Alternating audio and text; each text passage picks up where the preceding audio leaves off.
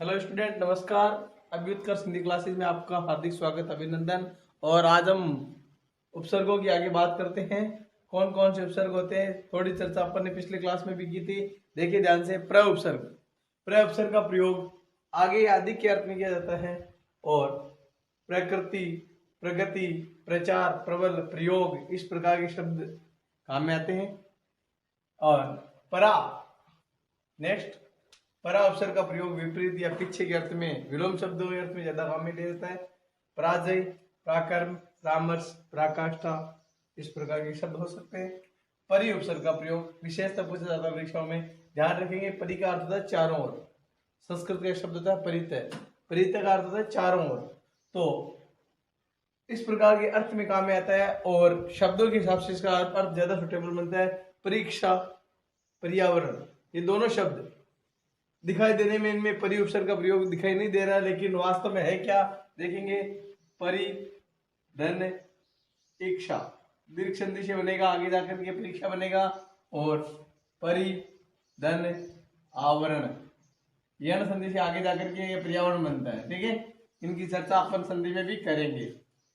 इसके बाद नेक्स्ट देखें, परिवर्तन, परिधान। परिवर्तन यानी बदलाव, परिधान यानी वस्त्र। सम उपसर्ग का प्रयोग पूर्णता के अर्थ में, सुंदर अर्थ में, पूर्ण शुद्ध के अर्थ में। संस्कार, दिखाई देने में आपको मैं उपसर्ग नहीं लग रहा होगा, लेकिन इसमें मैं उपसर्ग है। ऐसा कहा जाता है कि सम उपसर्ग के बाद में अगर कृ धातु से बने हुए शब्द हो तो बीच में दंत स का आगम होता है। इस प्रकार से बनता है संस्कार, संस्कृत, संस्कृति, संदेह, संशय, इस प्रकार के शब्दों का प्रयोग। और भी बहुत सारे शब्द हो सकते हैं। संसार, समास, इस प्रकार के शब्द में। सु उपसर्ग का प्रयोग, सु का अर्थ अच्छे से होता है, अच्छा या शुभ, इस अर्थ में प्रयोग होता है। स्वागतम, सीधा सीधा उदाहरण है, ध्यान रखें। यण संधि का उदाहरण इस प्रकार से बनता है, सुधन, आगत, स्वागत। लेकिन आपको ध्यान रखना है। फिर सुक्ति, सु, धन, उक्ति, इसका अर्थ क्या है पहले अर्थ जानेंगे। सु यानी अच्छी, उक्ति यानी बातें, जो बातें अच्छी हो उनको सुक्ति कहा जाता है। तो ध्यान रखें, इसमें आपको बड़ा ऊ दिखाई दे रहा है, लेकिन बड़ा ऊ नहीं होगा, इस पर विशेष ध्यान रखना है। सुशील, सुमन, सुशीला, इस प्रकार के नाम आ सकते हैं, ध्यान रखें। वि उपसर्ग का प्रयोग विशेष या अभाव के अर्थ में, भिन्न के अर्थ में। व्याकरण शब्द, पहली बात कि इसमें उपसर्ग कौन सा है। पहला उपसर्ग इसमें वी है और दूसरा आ उपसर्ग है। दो उपसर्ग का एक साथ प्रयोग हुए, ध्यान रखें। जिस प्रकार से यहां भी दो का प्रयोग होता है, यहां भी दो का होता है। ठीक है, इसके बाद में यहां भी अगर बात करें तो दो का हो सकता है, एक शु, एक आ और एक गत। ठीक है, गत का अर्थ जाना होता है, आगत यानी आना होता है। स्वागत, आपका आना अच्छा हो वो स्वागत होता है। ठीक है, व्यवहार, इसमें भी दो उपसर्ग हैं, वी और औ। व्यायाम, इसमें भी ध्यान रखें, और वे। इस शब्द में उपसर्ग के साथ साथ संधि की बात करें तो दो संधियां भी होती है, आगे चर्चा करेंगे, ध्यान रखें इस शब्दों का। एक तो संधि होती है इसमें आपके यण संधि और दूसरी होती है अयादि संधि, लेकिन अयादि से ज्यादा यण संधि इसमें ज्यादा काम में आती है, ध्यान रखेंगे। इसके बाद अनुपसर्ग का प्रयोग पीछे या समान अर्थ में होता है। अनवय, अन्वेक्षण, अनुधन अय, अनुधन अय, अन्वय। आप ध्यान देंगे, एक एक शब्द बता देता हूँ बोर्ड की तरफ से, आपको कोई ज्यादा प्रॉब्लम भी नहीं आएगी। बाकी जैसे आपको पता हो तो चैप्टर पूरा होने के बाद मैं वो क्वेश्चन रिवीजन भी करता हूँ, ध्यान देंगे एक बार। अन्वय, अन्वय कैसे बनता है, अनु धन अय, अन्वय, ध्यान रखेंगे। अन्वेषण, अनु धन ऐषण, अन्वेषण। ठीक है, अनुदित, अनु धन उदित, अनुदित। अनुज, अनुवाद, इस प्रकार के शब्द का प्रयोग होता है। आगे अगर बात करें तो अनु के बाद स्व, हालांकि संस्कृत का नहीं है लेकिन संस्कृत के अन्य में काम में आता है, ये थोड़ा सा इस पर ध्यान रखना है। स्व का भी प्रयोग होता है। तो स्व में स्वाभिमान, स्व शब्द का अर्थ अपना या निजी अर्थ में प्रकट होता है। स्वाभिमान, खुद का अभिमान, स्वावलंबन, स्वेच्छा, इस प्रकार के बहुत सारे शब्द हो सकते हैं।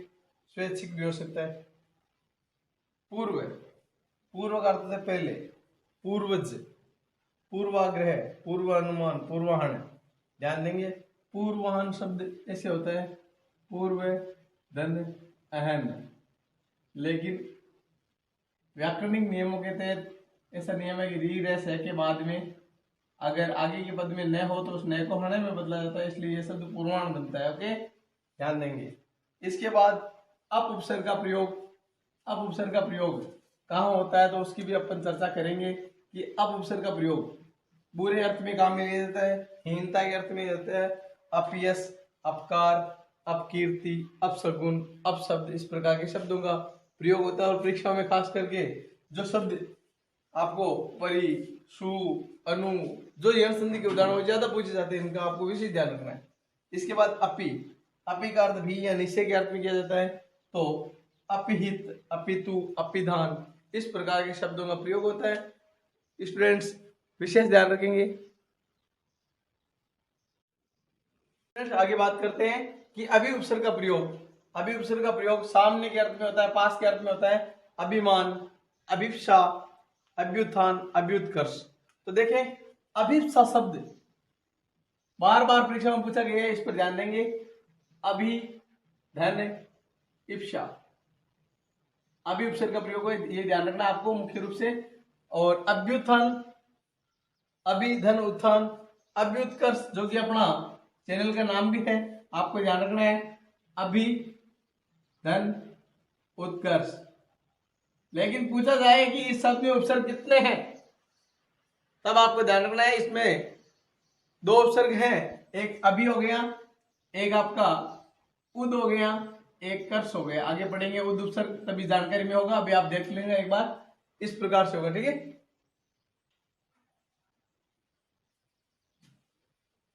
इसके बाद अ उपसर्ग, अव का अर्थ आदर, अनादर के अर्थ में होता है, हीनता के अर्थ में होता है, बुरा अर्थ होता है।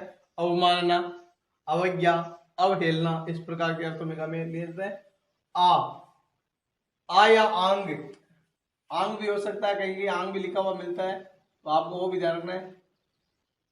आंग, इसका अर्थ है पूर्ण, विपरीत या शुद्ध के अर्थ में काम में लिया जाता है। आदेश, आहार, आपाद मस्तक, आमरण, आभरण, आवरण, ये सब देखे ध्यान से, थोड़े थोड़े अंतरों के साथ में। आमरण, आभरण, आवरण, आगमन, इन सभी शब्दों में आ उपसर्ग का प्रयोग होता है। आजानुबाहु, आपाद मस्तक। उत या उद उपसर्ग का प्रयोग श्रेष्ठ अर्थ में किया जाता है। उत्पन्न, उज्ज्वल, उज्ज्वल को विशेष ध्यान रखेंगे। उद्दन ज्वल, उद्दन ज्वल, उज्ज्वल। उद्योग, उद्दन योग, उद्योग, उल्लास, ये विशेष ध्यान रखना। नियम है कि अगर तय या दय के बाद में लय आता है तो तय या दय का लय हो जाता है, इसलिए उल्लास, उल्लंघन, इस प्रकार के शब्दों में आप ध्यान रखिए उद उपसर्ग का प्रयोग होता है, ठीक है स्टूडेंट्स। विशेष ध्यान रखिए ऐसे शब्दों का। उत्तम, उत्कर्ष, उल्लंघन, उल्लास, उल्लेख, ठीक है। आगे बढ़ते हैं। उप उपसर्ग का प्रयोग समीप के अर्थ में किया जाता है, सहायक के अर्थ में। उपाध्यक्ष, उप, अधि और अक्षी, इस प्रकार से है ये। उप, अधि और अक्षी। पूछा जाए कि उपाध्यक्ष शब्द में उपसर्गों की संख्या बताएं, तो दो उपसर्गों का एक साथ प्रयोग हुआ, ध्यान रखेंगे। उप और अधि का। उप मुख्यमंत्री, मुख्यमंत्री का सहायक। उपनयन, उपवास, उपदेश, उपहार, उपचार, इस प्रकार के शब्द काम रहते हैं। दूर उपसर्ग का प्रयोग कठिन या बुरे के अर्थ में होता है। दुर्जन, दुर्गुण, दुर्गम, दुराचार, दुर्व्यवहार, दुर्व्यसन, इस प्रकार के शब्दों का प्रयोग होता है। फिर दुष् का अर्थ भी ऐसा ही अर्थ होता है, कठिन या बुरे अर्थ में प्रयुक्त होता है। दुष्चरित्र, दुस्साहस, दुशासन, दुष्प्रभाव, दुष्परिणाम, दुष्प्रचार, इस प्रकार के बहुत सारे शब्द होते हैं। निरुपसर्ग का प्रयोग बिना के अर्थ में होता है, बाहर के अर्थ में होता है। निर्जन, निर्मल, निर्गुण, निरोग, निरोग। निरोग शब्द को ध्यान से देखेंगे। निरुपसर्ग का प्रयोग और रोग शब्द। फिर ऐसा नियम आता है कि अगर व्यंजन संधि का नियम है र के बाद में अगर र हो तो र का लोप हो जाता है, उससे पहले जो स्वर होता है वो दीर्घ स्वर हो जाता है, इसलिए ये जो छोटी ई है वो बड़ी ई में बदल जाएगी, दीर्घ ई में बदल जाएगी और शब्द बनेगा निरोग। एक दूसरा उदाहरण भी ले सकते हैं, अगर ये समझ में आया तो अच्छी बात है, नहीं तो फिर से देख लें। जैसे निरो, निर्धन रव, निरो। र के बाद रे आया है तो रे का लोप हो जाएगा, पहले वाला स्वर दीर्घ स्वर में बदल जाएगा, ठीक है। इसके बाद निर्जन, निर्मल, निर्गुण, निरोग, निरोग, निरंद्र, इस प्रकार के शब्द काम में आते हैं। लेकिन ध्यान रखना निरज शब्द नहीं आता है। पूछ ले कि निरज शब्द में क्या है, तो निरज शब्द में जय प्रत्यय जरूर हो सकते हैं लेकिन उपसर्ग बिल्कुल नहीं है, इस बात को आप विशेष नोटिस करेंगे। फिर ध्यान रखें निश, निश का अर्थ बिना या बाहर के अर्थ में होता है। निष्कंटक, निश्चल, निष्फल, निष्काम, इस प्रकार के बहुत सारे शब्द हो सकते हैं। तो आपको स्टूडेंट्स अगर बात करें उपसर्ग की तो संस्कृत के उपसर्ग होते हैं वो लगभग 22 उपसर्ग कंप्लीट हो जाते हैं। फिर भी अन्य उपसर्गों की अपन ने थोड़ी चर्चा भी की है और अपन अगली क्लास में पढ़ेंगे हिंदी के उपसर्ग। जो उपसर्गों के 3 भाग बताए थे, संस्कृत के उपसर्ग, हिंदी के उपसर्ग और विदेशी भाषाओं के उपसर्ग। अगली क्लास में अपन बात करेंगे कि हिंदी भाषाओं के उपसर्ग कौन कौन से होते हैं, उनकी चर्चा करेंगे। तो अगर अभी तक आपने अभ्युत्कर्ष चैनल को लाइक सब्सक्राइब नहीं किया है तो उसको सब्सक्राइब करें ताकि आपको सबसे पहले वीडियो मिल सके और आप उसको देख सकें। ओके फ्रेंड्स, मिलते हैं नेक्स्ट टाइम, तब तक के लिए गुड बाय, थैंक यू।